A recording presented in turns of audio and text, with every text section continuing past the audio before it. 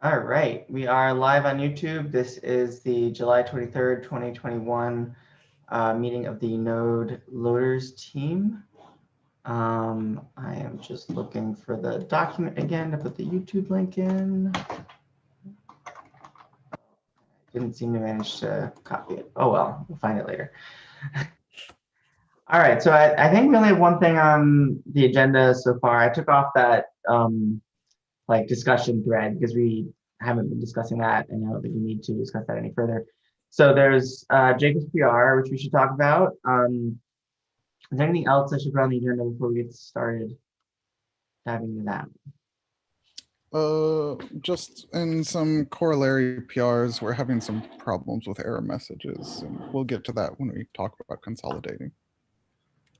Error message specific to like loader hooks or? Specific to loader hooks, we have some data loss through the get format hook because we normalize data to that enumeration rather than just preserve it.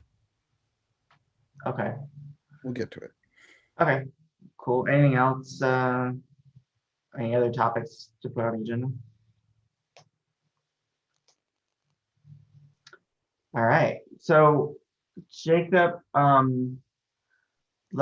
saw a PR review request, but it's a draft PR for the like up for that other repo. Then so I forgot to do this. Let me put this up on the agenda. I need to move the loaders example repo into the Node.js org. Regardless of what GitHub org it's in, though, you obviously have access to it, so I can move it whenever. But so yeah, so Jacob's been working on that Jeffrey Booth / Node Loaders repo to try to update the two like working loaders that are in there that are the same two that are in our docs for ESM, like the Node ESM docs for the CoffeeScript loader and the HTTPS loader. So the idea was like under his new branch, which is almost done, or might be done once we finish testing it, to update the loaders in this repo, which are working examples for current node, update them to work under his new branch. That way we confirm that his new branch like still works, and then this gives us, we just copy paste the code from here into the docs to update those examples in the docs. So I saw that you started working on it, but it seems in progress. Do you want to fill us in on what's going on? Yeah, sure. So I pushed another commit somewhat recently, a few days ago, I think, with the like package JSON crawler that we had talked about in the last meeting. And that is working. It is now correctly identifying the different kinds of CoffeeScript modules as CommonJS or ESM. And all but one of the tests that existed in the repository before are passing. The one that is not is where it's one of the CoffeeScript CommonJS modules. Its test is failing, and I did some debugging, and I'm not sure if the scenario that it's trying to test is actually supposed to work. When I look at was the test passing before, like under current node? Oh, I'm not sure. I could go. So we might want to test that because I think that the whole like get format returning type CommonJS I think has never worked. So I think that might have been a test in there that was kind of like this test should pass, and the fact that it doesn't is like more a bug in Node than something wrong with the loader. But if it doesn't pass in current, like the current Node main branch, then I would maybe kick that to a follow-up of like we need to fix that in both in current node and once we merge your PR in, because I think that's a separate thing that like I think Bradley was talking about this about like if the loader returns CommonJS as the format, all sorts of other complexity needs to happen to like kick it into the CommonJS loader and all that stuff, right? Something along those lines. Yes. Mine, Right. well, they're related. We could probably split that fix out, I think, because that would probably be a fix that gets backported, and they're not going to be thrilled to backport it if it's in this big PR. Yeah, I would say if since it's an existing bug even before your PR, I would try to fix that separately. Okay. Yeah, hopefully if that's all that's blocking you, yeah, just maybe check out the main branch on the loaders repo and then run it against current node and see if that test passes there. I bet it doesn't, because I remember something about that being an issue. So I can run that right now in the background while we discuss. Um, uh,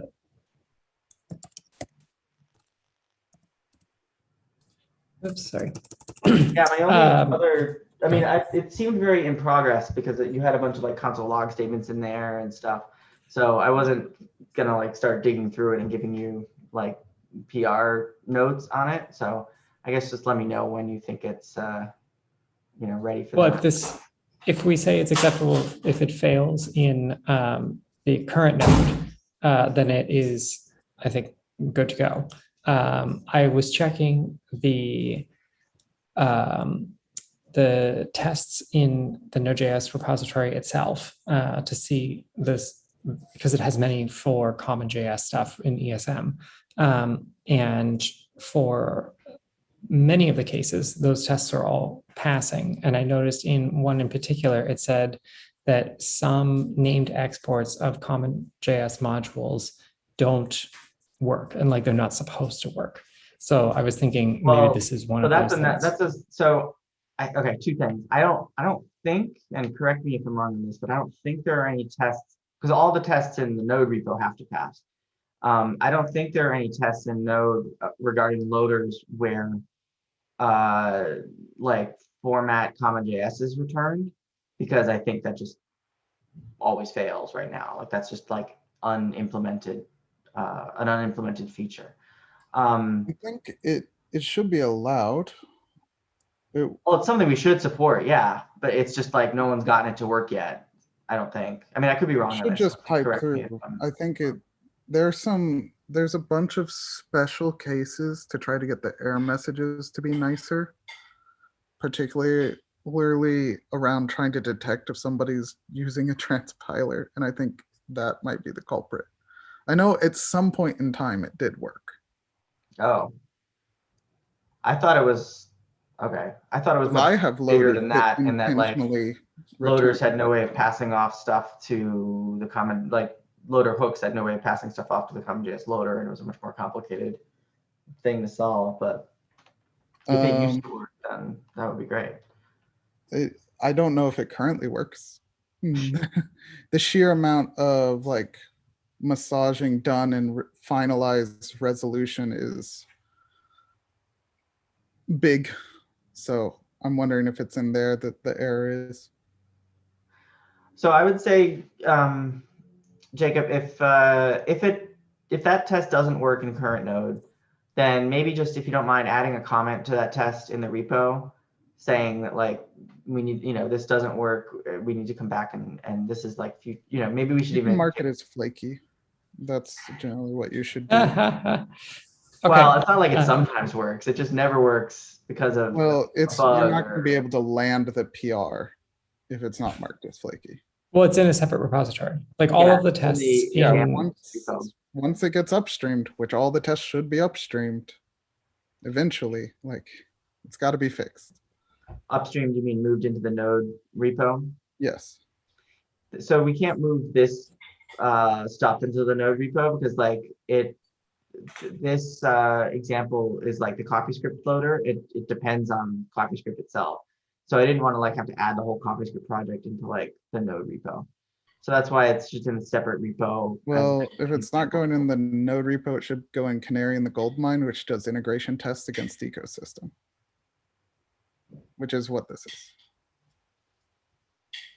It could go there too. I mean, so in the last meeting, Michael Dawson was on, and he said that there was a repo under the Node.js org called like Node add-ons examples, and that this could just kind of go alongside that as like loaders examples, and yeah, I mean, if it could also go in Canary in the Gold Mine, but there are 4 example loaders in here, but only 2 of them work, I think. Like the other 2 are kind of in progress things that Derek and somebody else started. So yeah, I don't know. I mean, we could don't have clean to it do up. this in the short term. It's just eventually. Yeah, we could, maybe we could talk about this. I don't want to like distract from Jacob's work, so we can talk about moving repos around and cleaning them up later. But I think in terms of getting this work done to land your PR, Jacob, I think assuming we could just ignore that test, if you want to just add a comment so we don't stumble on it again, or mark it as flaky or whatever, so we don't stumble on it again, then I would just say, get rid of the debugging stuff, like the console log statements.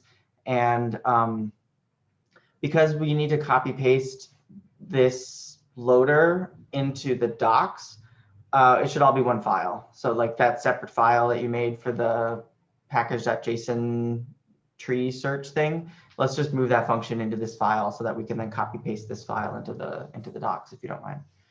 Okay, sure. And I just ran it in the background of this, checking out the master of that loaders repo, and the same test does fail. Okay. So then we should be almost done. So then you also need to do the HTTPS loader if you haven't already. I did.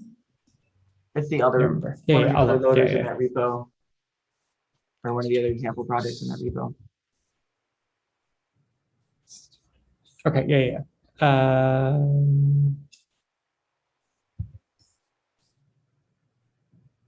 I think I just need to change the names of like consolidate these 2 things. It doesn't look like anything I think substantive HTTPS is about a them. lot simpler because it's like almost all it's all like the load hook or something. Like you just need to move the logic around within and rename the hooks or something, and like that's it. Yeah, I think I just need to collapse get format and get source into load, and then it's done. Yeah. Cool. Okay, so I guess, yeah, let me know when those are all done. I will review the PR. I'm sure it's fine. And then I guess, I don't know if I've ever fully reviewed the rest of your PR. But I guess we'll land the examples PR. Once that's like verified and approved and landed, then we can copy paste the new code for these into the examples in the docs, and that could go in your PR. Once that's in your PR, then the docs part of your PR should be done, and then it just needs a final review for code. So I believe. I believe so far you've just reviewed the docs and you wanted to get these examples working. I think Guy and someone else has reviewed the code, so it's probably already fine. I'll do my own pass, but I doubt I'm going to find anything that they didn't find. Cool. I'll just try running it just to double check. And then, yeah, if Stephen and Bradley, if you guys have any time to code review the PR itself, I would appreciate it because I feel like you guys know this stuff better than I do. I'll find time. I can do that definitely early next week. Okay, cool. Thank you. Yeah, so I guess other than updating the examples in the docs in the PR, is the rest of the PR, I guess, final? Like you're not planning on making any more changes, Jacob? Yeah, nothing unless there's something revealed by these that needs to be fixed. Oh, something revealed by running these 2 examples, you mean? Yeah. Okay. Cool. Then we're very, very close. So I'm excited.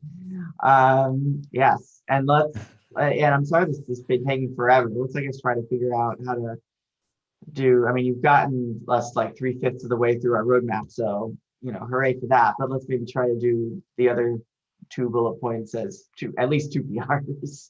Yeah. Get this done a little faster. Oh, actually, I did have related to that. I did have a question for Bradley. We had a chat in Slack that you probably have well forgotten because I think it was like a week ago. And I figured it would be easier to talk about it in person. You were asking about global preload code and that running before other hooks and stuff. And I wasn't entirely sure what you meant. You mentioned that the parent's preload code would need to run before any like child's other hooks. I think that's how it just works. But you seem to be thinking something else, and like you're quite well versed in this, so it was making me think like I was not understanding what you were telling me.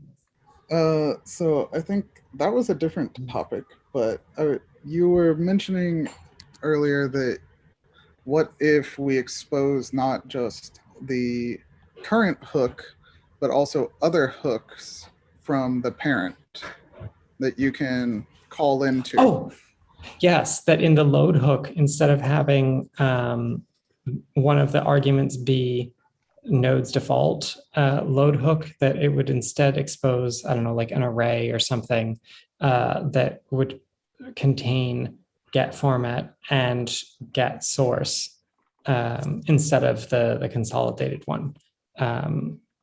Because that was causing a problem for CoffeeScript, which was trying to leverage Node's get format, but was running afoul of get format and get source being tightly coupled now.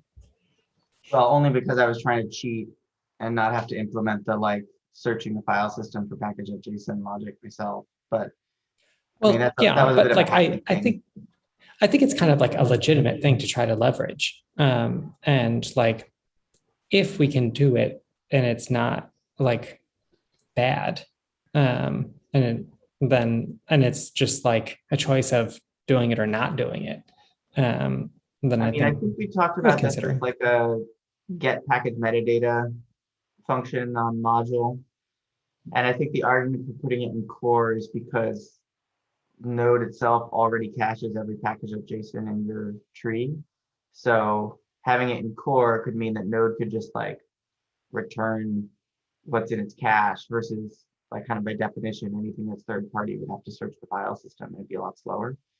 So I feel like that should be a utility function that we should be able to like get, approved in theory and then land if we get a good design for it. Or Bradley, do you see any issues with that?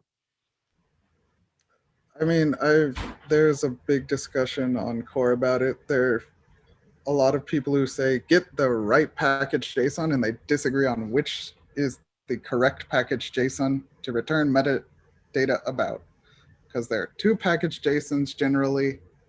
There's one for the resolution, and then there's another one for the type. And those can be two different ones. And everybody wants one to be the correct one. So that's the main problem. Why are they different?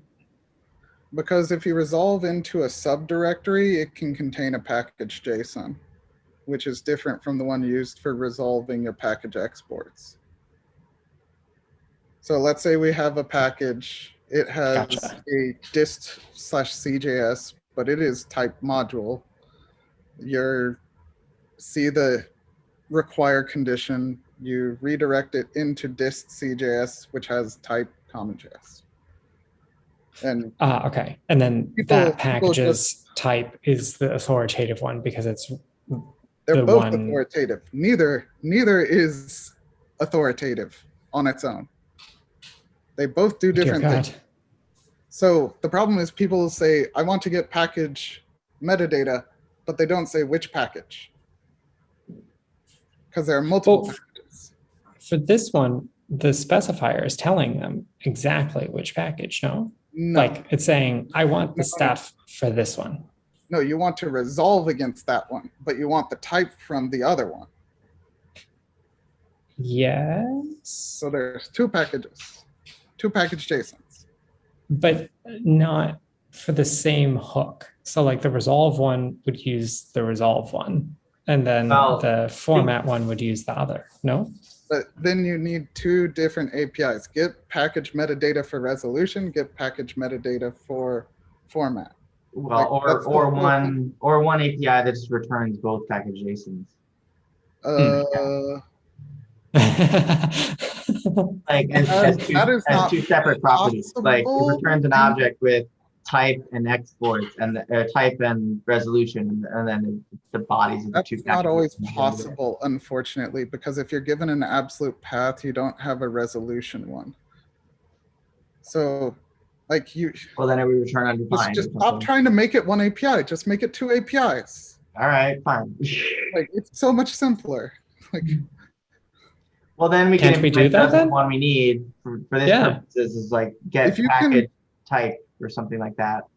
I'm not going into that discussion thread again. People have very strong opinions on what the package Can you share the JSON link is. to this thread? I don't remember this. Yeah, one. because I feel like if we can just say, if you're in this hook, use this one. If you're in that hook, use that one. No, you don't want that because there are problems with recursion. You just want two different APIs. Like it's so simple. You just Right. No, that's what I'm saying. Fine. Two APIs is fine. Yeah, I'm Don't- saying like don't- use this API for that one, use this API for that one. Metadata package. Ugh, gosh. Where is this thing? How do I search for commenter? Like a participant. Yeah. It's I like don't a know if you very, can do that. it's not If you search user. the username, if you search the username in just the general search field. Oh, there's too many with me. That's not useful. Well, anyway, when you find it, if you want to share it, I'd like to read it. But also, like, I'd stop blocking this PR. Like, it would enable you to, like, take out this helper function that you're writing. And I think it would be useful. Like, it's something that belongs in core, I think, in general. But we can do it whenever. Like, it's just a way to help people avoid writing some boilerplate and take a little performance hit. So. Oh, that's because it's in the old modules repo. That's why. There, that one. You will see throughout this, I consistently ask which package metadata is the correct one. This is the final thing that happened. There were a variety of things that led up to this issue thread. If you really want to try to spider backwards. It looks like in the end, I just kind of conceded something and then never got back to it. But there are two different package JSONs is the problem. Yeah, I see this in open PR for special treatment of package JSON resolution and exports. That's a different thing. That's where if you try to import package JSON within a bare specifier, it's always approved. You cannot prevent people from importing your package JSON. Oh yeah, but I don't think we're gonna land that. No, I mean, that's been open for like 2 there's- years now, and no one's agreed to allow that. So I think it's like the community's moved on now, rather than waiting for us to allow that. This API would let you get around it. Basically, this is the workaround API. Well, right. I mean, but but that was always the case. Even with exports, like from the beginning, it was like, well, you can always use the FS. You know, rather than using require, you can use FS to just like load any file on the file system. And so it's just on you to figure out where that file is. Like you somehow need to find the package.json and then you can use FS to find it. And so we were talking about making like helper functions that's like get package root or something like that that would tell you like the folder that contains the relevant package.json. But yeah, to Bradley's point, if there's two relevant package.jsons, then that gets a lot more complicated. So yeah, maybe we just make two APIs that return the actual contents of the package.json itself, and then we can return each one. And then that's also better than returning like the path to the folder, because then it like loaded the contents in memory, so we can return it from cache rather than it returns a file path and you have to make another read call to the file system, etc. Currently, we strip down the data to only things Node interprets. We could just give them. I think that's okay. Path. Well, no, I'm thinking if it's only the bits that Node interprets, that's probably the only stuff that's relevant. No, I mean, I could easily Definitely see not. someone being like, oh, well, there's a Babel configuration or ESLint configuration or whatever other configuration in the package JSON. And so they So want the that's what package they want. JSON to be able to find that. Uh, We could just, Okay. I mean, if that's all we have cached, we probably at least are caching the absolute path to the package JSON. So maybe We do, yes. maybe what we could return is like not just the contents of the of that particular package JSON file, but also the path to it. And that way, if they want additional stuff from it, they have the absolute path. They can just use fs.read file to get it. You know. Yeah, that seems fine. Eventually, they'll probably want other methods returned, like how to resolve against another package and stuff, and we can just work from there. Yeah. So maybe we yeah.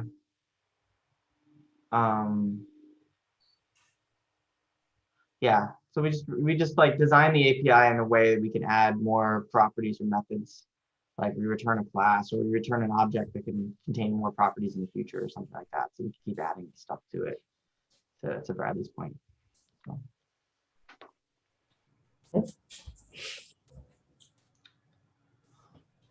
All right, so I just wrote down the notes of like where we stand with the PR and the next steps. So I think we're good on that. Is there anything else to cover on that before we continue theorizing about future PRs? So I opened another PR. Oh, what was it? Which one was this? This one was the HTTPS PR. The ability to import HTTPS. Our current loader hooks normalize GET format into an enumeration of well-known things or null. This is Wait. When you say enumeration of well-known things, do you mean like they're the string those five module. formats that Node supports? Yeah. Okay. But we use a random strings effectively to name them. And so in HTTPS, and when you're trying to propagate stuff, you can't really propagate errors about the format because the GET format hook has to return one of those strings. And so when it returns null as the error condition and stuff like that, or if it sees JavaScript, you lose it. You lose the actual original type because it's been normalized before it's passed to the checks. Because it has to be normalized because that's the API contract we had.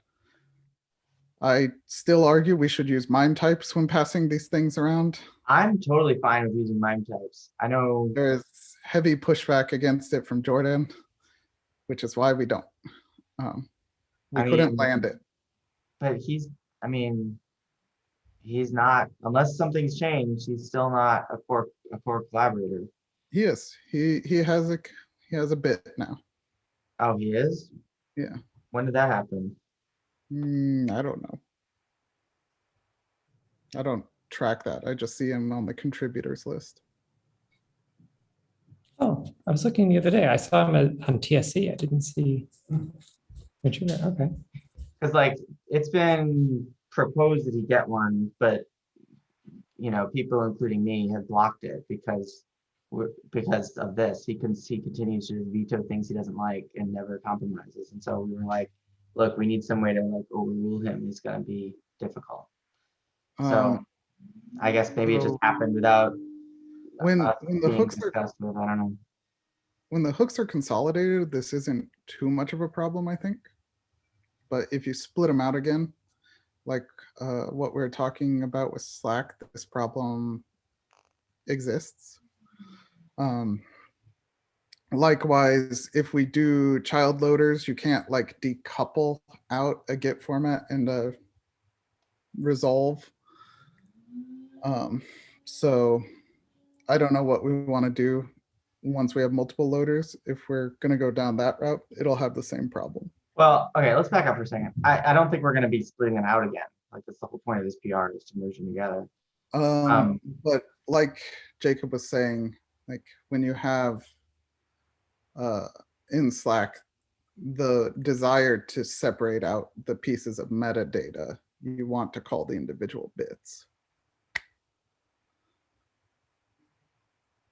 Well, okay, I don't know. I mean, let's sit back for a second. Like, I don't know if we currently have a way in the loader hooks to like surface errors, you know? I mean, I guess they can throw exceptions, but that would just crash Node. I don't think there's. So throwing exceptions doesn't always crash Node, because if you do a dynamic import, you can catch that error. No, throwing exception inside the hook. Correct. That just means the import fails, which is fine. Okay. I'm just saying, like, what's the? Well, I mean, I guess you probably should be if you're doing an import of an HTTPS. So, like, if it's a static import of HTTPS, if that fails, I guess that's an uncatchable exception, and it would just crash Node. That would be the same thing as like if Node tried to import a file on disk and your import statement referred to a non-existent file, that would presumably crash Node. So it's only uncatchable if it's a top level entry point that causes the static import. If a dynamic import then points to a static import, it is catchable. Right, but if dynamic is not involved in any part of this. If dynamic's not involved, that would just leave like worker threads and stuff like that, where it's acting like a whole environment. So yeah, just throw an error and it works fine. You can catch it in some situations is the point. Right, I'm like, right. I mean, if someone wants to catch it, then fine. I'm not like trying to prevent them from doing so. But like, I guess the question is like, what are you trying to achieve in terms of, like, you're trying to make a good, like a useful error message for when this exception is thrown, in other words, or what's the goal? So the problem is the decoupling of interpretation from formats.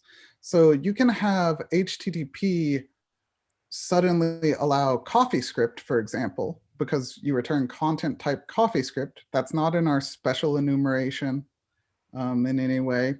And so it has to be detected somehow when you get to picking the translator used.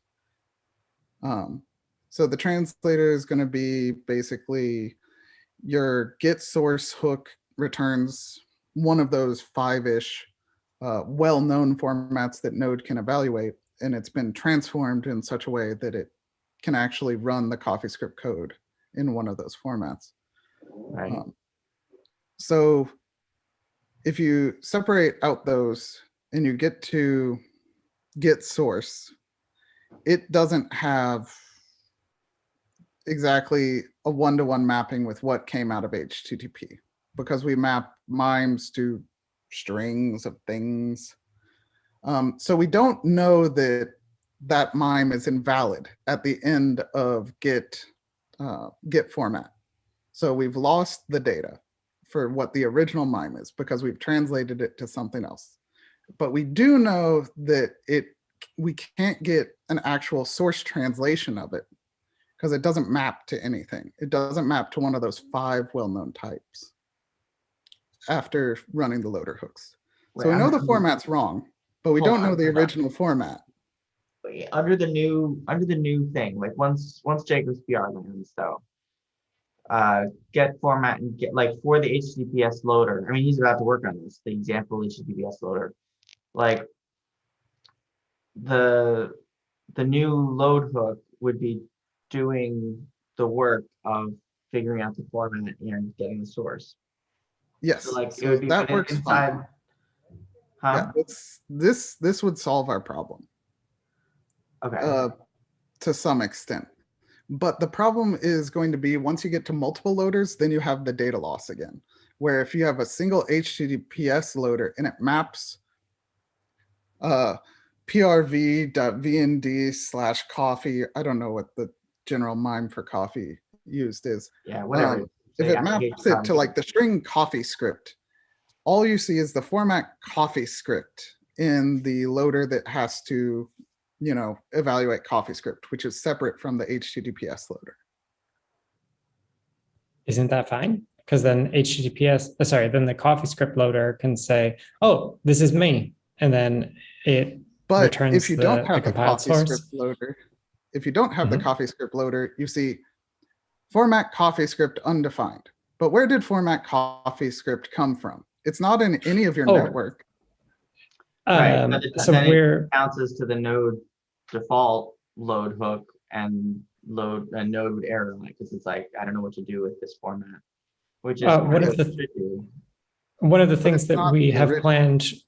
One of the things we have planned for to add when hook chaining becomes a thing is to surface which hook contributed to this particular thing. So like add it to the error message or the stack trace or something.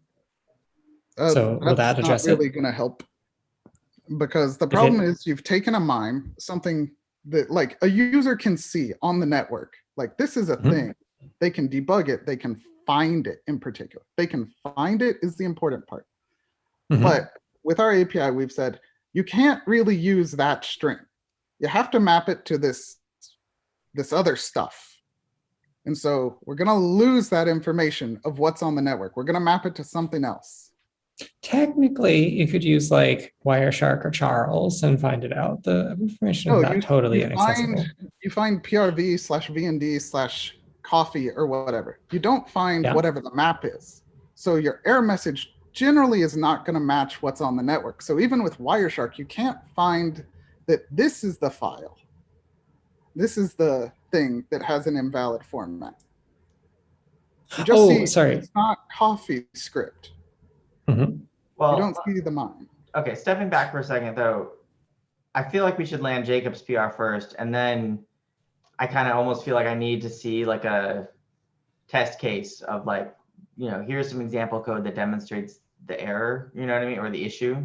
Is that okay, I Bradley? have some commits on the HTTPS PR where I'm trying to fix stuff, and I fix some errors in Node, and you get really bad errors back. Maybe I can. Well, I mean, I'm assuming that PR is still draft, right? It's not like close to landing. I mean, I could just the problem exists even without that PR. I could Okay. write a loader. Well, that I'm just does- saying, like, I'm hoping we can just land Jacob's PR sometime next week, and then it's this not. Yeah, this is not a blocker for the consolidation. It's just a note that like whenever we decouple these two phases, like separating out HTTPS loading from a translator, you're going to encounter this problem. Okay. I mean, another thing would be like figuring out a way to pass arbitrary data between hooks, either between hooks of the same loader or to successive hooks in a chain, which I feel like is going to be something that people are going to want. So I'm sure they're going to want that in some way, but in general, the problem is just we had the data originally. right, and we're just losing it. So that's what I mean is like maybe that context object you can add arbitrary other things to or something like that, and then that's a way to. I think we just shouldn't lose it. Like, there's no reason we should map this. Like, should map the MIME type But that's to. correct. But Bradley, there's going to be other types of data. Like, sure, we could not lose this by allowing format to be a MIME type instead of this random string, but like, there could be other bits of data that people want to preserve from one hook to another. You know what I mean?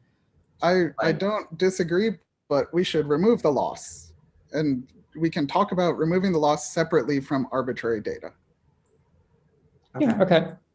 Well, look, I'm fine with replacing those 5 enumerated strings with MIME types. I don't know what you would use as a MIME type for built-in, but the other 4, what are the other 4? It's module, CommonJS, JSON, and WASM, I think. JSON, WASM, yeah. So all 4 of those And have built-in. standard MIME types that we could choose. If Jordan becomes a blocker on this, we could just bring it up to the TSC, I guess, and overrule him, I suppose. I just checked the list. He's not in the list of contributors or on TSC. He had the flag. That's what I thought. He's in the issues with the flag. I don't know what's going on. Is it out of date? Well, Possibly.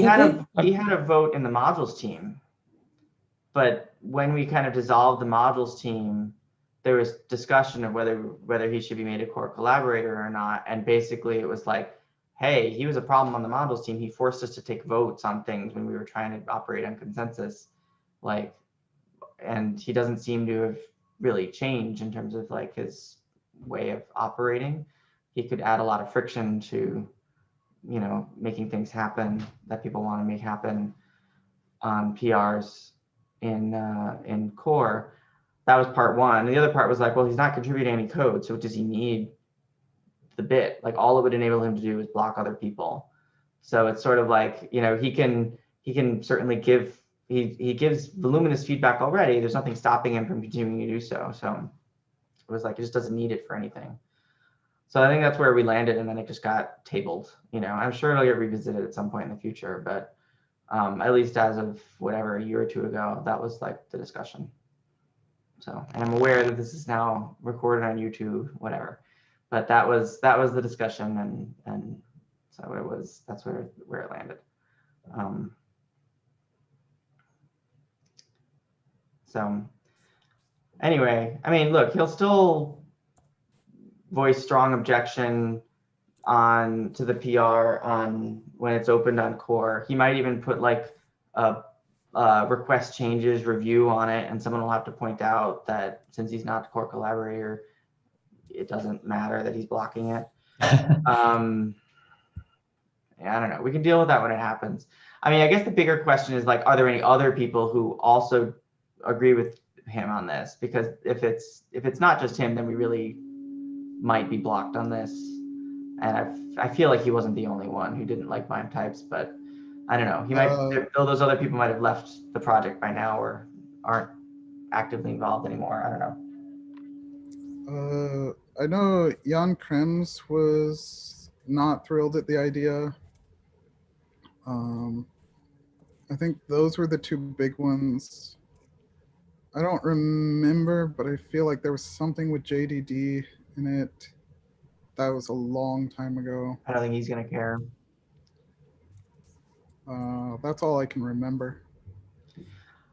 I mean, I would say that could be a standalone PR to just rename these 5 strings to MIME types. Well, I don't know what you would do for built-in. The MIME type for CommonJS is application/node, which sounds like it should be the MIME type for built-in.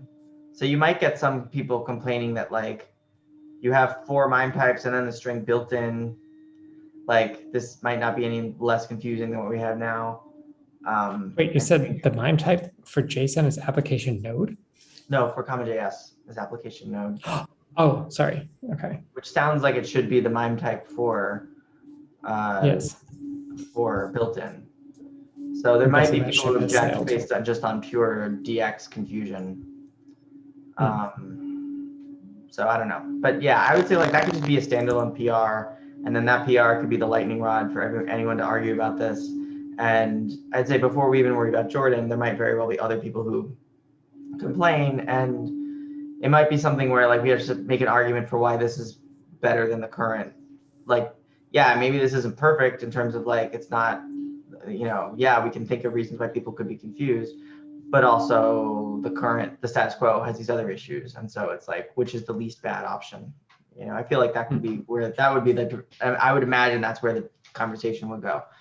So if you want to start that argument, feel free. I would maybe wait until Jacob lands this PR, but yeah. Yeah, that's fine.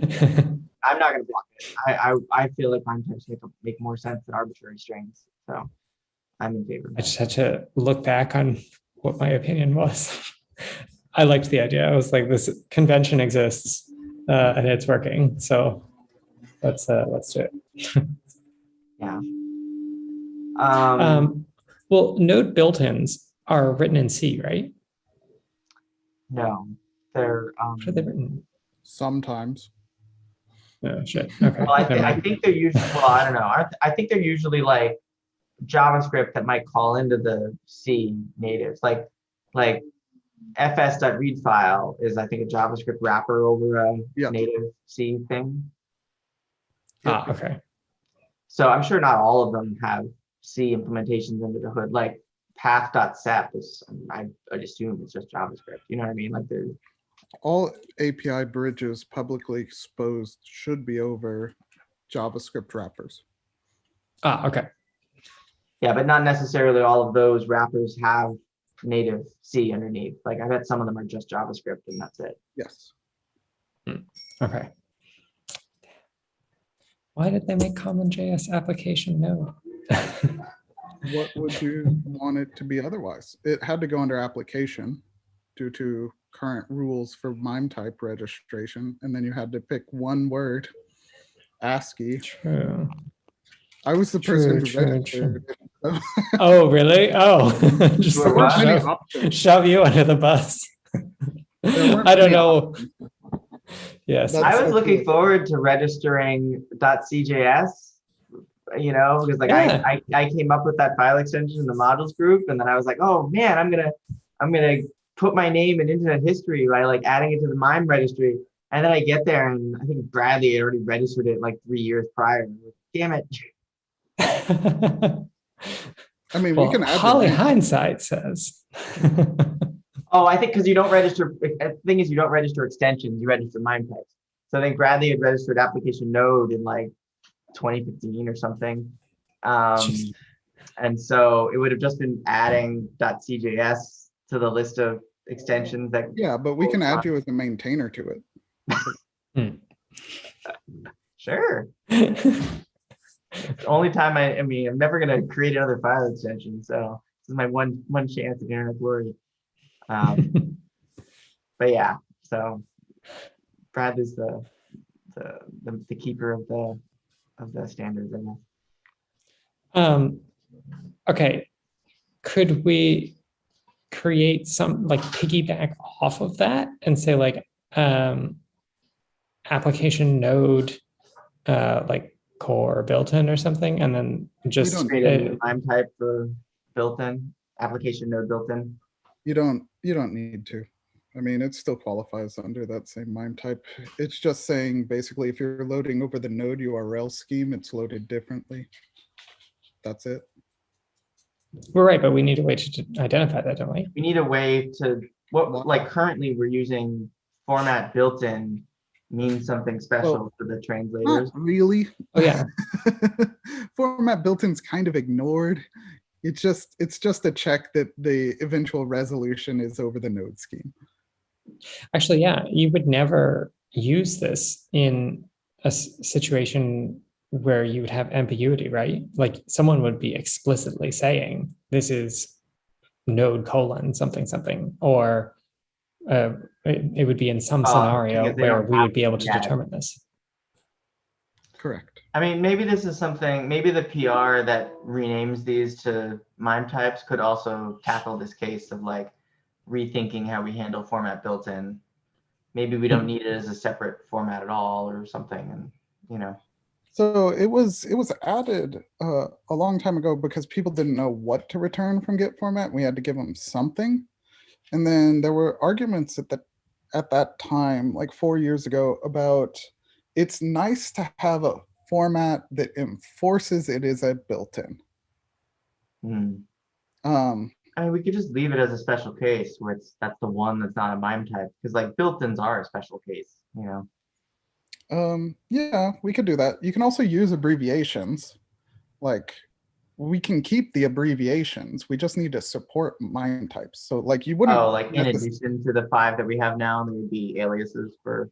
Yeah, the 5 would just alias out to their MIMEs. Some other option. Yeah, that makes sense. Easier because it doesn't break backwards compat. And they are, Yeah. none of them are valid MIME types. Well, the current strings we have, you mean? Correct. They do not Yeah, parse. Yeah. Okay, I have a cutoff. Is there anything else?